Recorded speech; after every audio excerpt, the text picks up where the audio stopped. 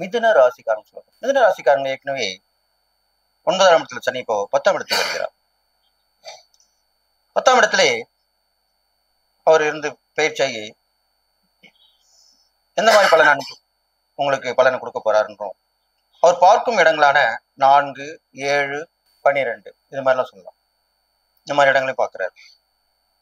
அப்போ இதனால என்னென்ன பலன்கள் உங்களுக்கு ஏற்பட போகுது அப்படின்னு தான் சொல்ல போறேன். அப்போ 10ஆம் இடத்திற்கு சனி பகவான் வரும்போது அதற்கு பெயர் கர்ம சனின்னு சொல்லுவாங்க. கர்மத்தை செய்யக்கூடிய. அப்போ உங்க மிதுன ராசிக்கு தந்தை வழியிலோ கர்ம ரொம்ப முட முடியாம இருந்தா படுத்தபடிக்காரவங்க முன்னோர்கள் அப்படிலாம் இருந்தாங்கனாக்கா அவங்களுக்கு முக்தி அடையக்கூடிய விஷயம் நிறைவேறும். அது இல்லாமல் 10ஆம் இடம்ன்றது ஜீவனஸ்தானம்னு சொல்லப்படுது. ஜீவனஸ்தானம்ன்ற போது தொழில், வியாபாரம், உத்தியோகம் இது மூன்றையும் சுத்தி தான் எல்லாமே வருது. வருமானம் வரக்கூடிய விஷயமா சொல்லப்படும். கண்டிப்பாக மிதனராசிக்காரர்களுக்கு வேலை இல்லாதவங்களுக்கு வேலை கிடைக்கும். வேலை ரொம்ப கஷ்டப்பட்டு இருப்பீங்க. சனி பகவான் வந்தவிட பயிற்சியாகி ஒரு 3 மாத காலத்துக்கு அப்புறம் கண்டிப்பா நல்ல உத்தியோகம் கிடைக்கும். நல்ல உத்தியோகம் கிடைக்கும். உத்தியோகத்தில் இருக்கிறவங்களுக்கு ஊதிய உயர்வு கிடைக்கும். அது இல்லாமல் உத்தியோக உயர்வும் கிடைக்கும். தொழில் பண்றவங்களுக்கு கண்டிப்பா முன்னேற்றம் உண்டாகும். வியாபாரத்தில் இருக்கும் வளர்ச்சி ஏற்படும். இதெல்லாமே செய்யும். அப்போ 10ஆம் இடத்துக்குரிய சனி பகவானுக்கு இருக்கிறதுனால உங்க ராசியாதி புதனுக்கு ஒரு நட்பு கிரகம் தான். பெரிய பாதிப்பு ஏற்படாது. இது இல்லாமல் உங்களுக்கு நல்ல சிந்தனைகள் ஏற்படும். போட்டி பந்தயங்களை கண்டிப்பா கலந்துப்பீங்க. 10ஆம் இடத்துல போட்டி பந்தயத்தையுமே சொல்லக்கூடியது. போட்டி பந்தயங்களால் வெற்றி பெறக்கூடிய அமைப்பு மிதுன ராசிக்காரர்களுக்கு கண்டிப்பாக அமையும்.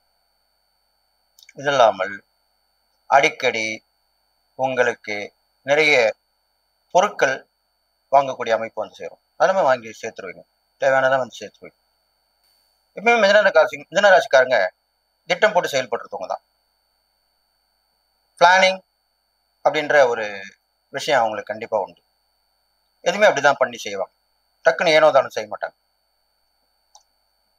அதுக்கப்புறம் கிவ் ரெஸ்பெக்ட், டேக் ரெஸ்பெக்ட் தான். இவங்களை மதிச்சா இவங்க மதிப்பாங்க, இல்லைன்னா மதிக்க மாட்டாங்க.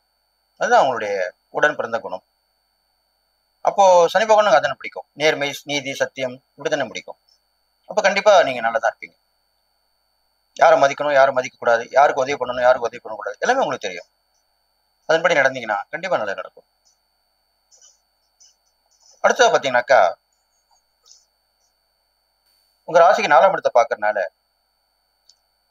வீடு வாங்கியிருப்பீங்க, குடி போகாம இருப்பீங்க. இப்ப குடி போயிடுவீங்க. கண்டிப்பாக சனி பயிற்சிக்கு அப்புறம் ஏப்ரல் மாசத்துக்கு அப்புறம் சித்திரை பிறந்த உடனே குடி போயிடுவீங்க. வாடகை வீட்டுல இருக்கும், இன்னொரு நல்ல வசதியான வாடகை வீட்டுக்கு போவீங்க. அது இல்லாமல் சொந்த வீடு வாங்கி வச்சிருக்கவங்க கிரகபிரவேசம் பண்ணி அங்க குடி போவீங்க. இது மாதிரிலாம் நடக்கும். இது இல்லாமல் இடமும் வாங்கி போடுவீர்கள். நிறைய லேண்ட் இல்ல காஸ்ட் செலவு பண்ணுவீங்க. இடம் வாங்கி போடுவீங்க. பூமி லாபம் கிடைக்கும். வாகனங்கள் கண்டிப்பா வாங்க. ஒரு பழைய வாகனம் வாங்கிட்டு இருப்பீங்க, அதை இப்போ மாத்திட்டு புது வாகனம் வாங்குவீங்க. எதுவுமே வாங்காதவங்க பழைய வாகனத்தை வாங்குவீங்க. இது மாதிரிலாம் நடக்கும். அது இல்லாமல் கல்வியில வளர்ச்சி கிடைக்கும். கண்டிப்பா அதுல பாஸ் பண்ணி அந்த ஜாப்புக்கு ஏற்ற மாதிரி ஒரு பாஸ் பண்ணீங்கன்னா அதுக்கேற்ற மாதிரி ப்ரொமோஷன் கிடைக்கும். இது மாதிரி நடக்கும். உங்களுடைய ஆரோக்கியம் நன்மையாக இருக்கும், நல்லதா இருக்கும். இருந்தாலும் உணவு விஷயத்துல கட்டுப்பாடு வேணும். நம்மளுக்கு எந்த உணவு ஏத்துக்குமோ அதை சாப்பிட்டு வரணும். இது மட்டும் பண்ணிட்டு வரணும். அது இல்லாமல் நேரங்கட்ட நேரத்துல வெளில போய் சுத்துறது போறது எல்லாம் குறைச்சிக்கணும். இதெல்லாம் பண்ணிட்டு வரணும் நீங்க. அடுத்து உங்களுடைய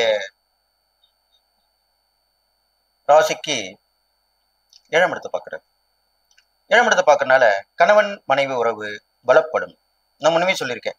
நல்ல உறவா இருந்தா ஒருத்தர் விட்டு கொடுத்து போனீங்கன்னா, ஒருத்தர் அந்யோன்யமா இருந்தீங்கன்னா கண்டிப்பாக பிரிஞ்சவர்கள் சேருவார்கள். பிரியக்கூடியவர்கள் அந்த பிரியக்கூடாத சூழ்நிலை ஏற்பட்டுவிடும். சரி, உங்க தவறு உங்களுக்கு புரிஞ்சிடும். வேணாம், நம்ம பண்ண தப்பு அப்படின்னு ஒருத்தருக்கு நீங்க ஆதரவா இருப்பீங்க. இது மாதிரிலாம் நடக்கும்.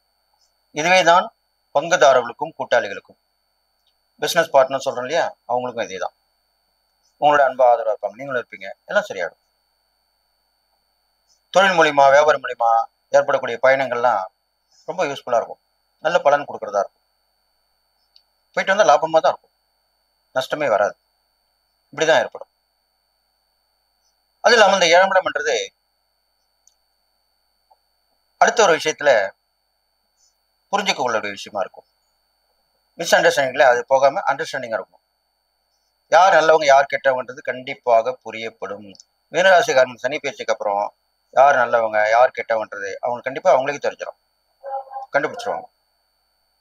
அது இல்லாம உங்க 12ஆம் இடத்தை பார்க்கறதுனால இதனால வரைக்கும் மிதனராசிக்காரங்களுக்கு வெளியூருக்கோ வெளிநாட்டுக்கோ போறதா இருந்தா கண்டிப்பா இந்த பயிற்சிக்கு அப்புறம் கிளம்பிடுவீங்க. ஒரு 3 மாத காலத்துக்கு அப்புறம் கண்டிப்பா கிளம்பிடுவீங்க. வேற விஷயமா கூட போயிட்டு வருவீங்க. டிரான்ஸ்ஃபர் அங்க பண்ணுவாங்க, கொஞ்ச நாள் இருந்துட்டு வாங்க அப்படின்னு சொல்லுவாங்க. கண்டிப்பாக அதை ஏற்றுக்கொண்டு போயிட்டு வாங்க. ஏன்னா உங்களுக்கு நேரங்காலம் அப்படி இருக்கு, அதனால கண்டிப்பா போயிட்டு வரலாம், தப்பு கிடையாது.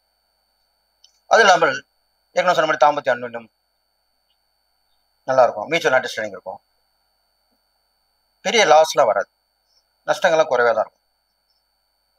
ஏற்கனவே நீங்க பிளான் பண்றவங்க இப்போ உள்ள நேரப்படி பார்க்கும்போது இன்னும் கொஞ்சம் நல்லா தான் இருக்கும். நல்லது மட்டும் தான் செலவு பண்ணுவீங்க, கெட்டது செலவு பண்ண மாட்டீங்க. யூஸ்ஃபுல்லா இருக்கும் அந்த செலவு. இது மாதிரிலாம் நடக்க போகுது. இப்ப நீங்க செய்யக்கூடிய இறைப்பரிகாரம் பார்க்கும்பொழுது உங்க ராசிபதி புதன், சனி பகவான் வந்திருக்கிறார் 10ஆம் இடத்திற்கு. அப்போ எம்பெருமான் பெருமாள் வழிபாடு ரொம்ப விசேஷம். அதுல பாத்தீங்கன்னா பார்த்தசாதி பெருமாள் ரொம்ப விசேஷமா சொல்லப்படுறாரு. அவர் வணங்கி வழிபடலாம், சனிக்கிழமையில வழிபடலாம், சனிக்கு பிரீத்தி பண்ணிக்கலாம், 11 எல் தீபம் போட்டு சனி பகவானுக்கு அர்ச்சனை பண்ணலாம். அவருக்கு ஆடை தானம், அவருக்கு கருப்பு தான், கருப்பு தான் பண்ணணும் அவசியம் இல்லை, கரு நீளம் அது கூட ஆடை தானம் பண்ணலாம். சில பேர் கருப்பு ராசி இல்லை எனக்கு ஒத்து வராதுன்னு, அப்போ அவங்க கரு நீல தானம் வஸ்திரம் சாத்தலாம். ஏழைகளுக்கு அந்த கரு நீல கடலை கொடுக்கலாம், ஆடை தானம் கொடுக்கலாம். மாற்றுத்திறனாளிக்கு உணவு உடை எல்லாமே கொடுக்கலாம், தேவையான பொருட்கள் எல்லாமே கொடுத்துட்டு வரலாம். எல்லாமே தான தர்மம் தான். இது இல்லாமல் குழந்தைகளுக்கு நீங்க கொடுக்கணும் கண்டிப்பா. மிதனராசிக்காரர்கள் அனாதை ஆசிரமத்தில் இருக்கக்கூடிய பெற்றோர்கள் யாருமே இல்லாத ஆதரவற்ற அந்த குழந்தைங்களுக்கு நீங்க உதவி பண்றது அவ்வளவு விசேஷமா சொல்லப்படுது. இதுலயும் சூட்சமான பரிகாரம் ஒன்று சொல்றேன். இரட்டை குழந்தைகளா இருக்கணும் அந்த ஆசிரமத்துல, இரட்டை குழந்தைகளா ரொம்ப விசேஷம். இல்ல ட்வின்ஸ் பிறந்திருப்பாங்க, இரட்டை குழந்தை இருக்கும், அவங்க கஷ்டப்படுற ஃபேமிலியா இருப்பாங்க, அவங்களுக்கு தேடி போய் நீங்க பார்க்கணும். அந்த இரட்டை குழந்தைங்களுக்கு நீங்க இதை செய்யக்கூடிய தான தர்மங்கள் உங்களுக்கு இந்த சனி பேச்சிலிருந்து கண்டிப்பாக வெளிவிட்டு வருவீங்க. இது சூட்சமான பரிகாரம் உங்களுக்கு சொல்லப்பட்டிருக்கு, நீங்க கடைபிடிச்சு வரணும்னு சொல்லி நீங்க எல்லாமே நல்லபடியா இந்த சனி பேச்சில் வெளியே வந்துட போறீங்க. பெரும்பாலும் நன்மை தான் நடக்க போகுது, உங்களுக்கு தீமைகள் குறைவாக தான் இருக்க போகுதுன்னு சொல்லி இதுல இருந்து நீங்க வெளியே வரணும்னு சொல்லி எல்லா நலமும் பெற்று வாழணும்னு சொல்லி வாழ்த்தி விடைபெறுகிறேன். நன்றி, வணக்கம்.